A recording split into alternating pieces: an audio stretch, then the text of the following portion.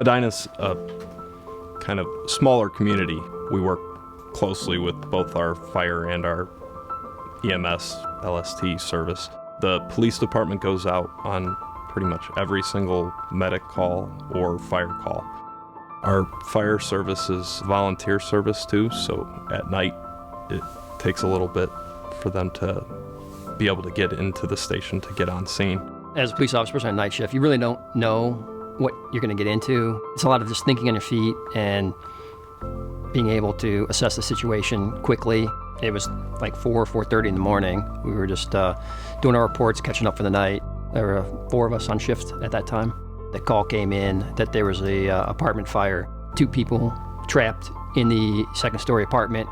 Fire was at the doorway, so they couldn't get out the door. I was probably the first one on scene. Initially tried to, kick the door in, put a shoulder to it. It wasn't budging. The deadbolt was pretty solid. Officer Lynn and Officer Ori, they came up with a sledgehammer. We tried to use the sledgehammer to gain access, but it was not budging. Hit it about a dozen times. When we couldn't make entry, you start to panic a little bit. When you can't get the door open, you get a little frustrated. When I first got there, the 2 victims were in the window, so I went over and I started talking to them.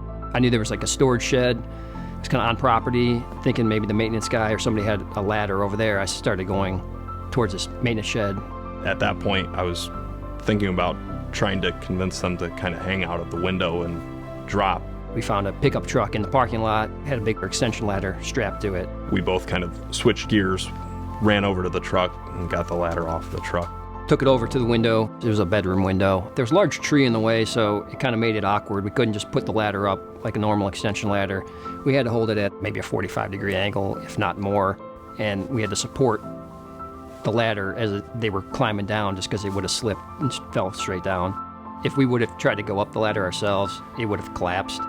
One of the things that really saved them was the fact that they were in a bedroom that had a door at least partially closed, so they weren't subject to all the smoke and heat from the fire.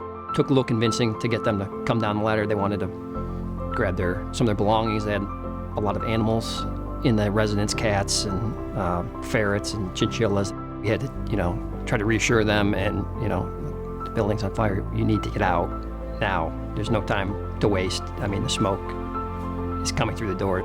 Coming down the ladder, initially, we had the 2 women, and then 1 cat came down the ladder. There was a sense of urgency for us because we, at that point, didn't know how far this fire had went through the building. There's 20 other apartments that are in that same block of the building, so our first goal was to get the people out that we knew were in danger, but we were still actively worried about the rest of the people in the building too, knocking on doors, waking everybody up, getting them out. Luckily, in this case, it didn't move to any of the other apartments.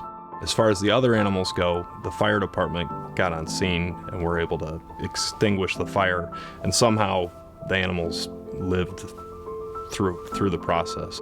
There's a living room and like an attached kitchen in the back of the apartment. It was all smoked over, glazing smoke all over the walls and everything. The couch was destroyed and different things were melted. You just have to make a decision on your own part of how far you're willing to go with it and try to stay as safe as you can in these extraordinary situations.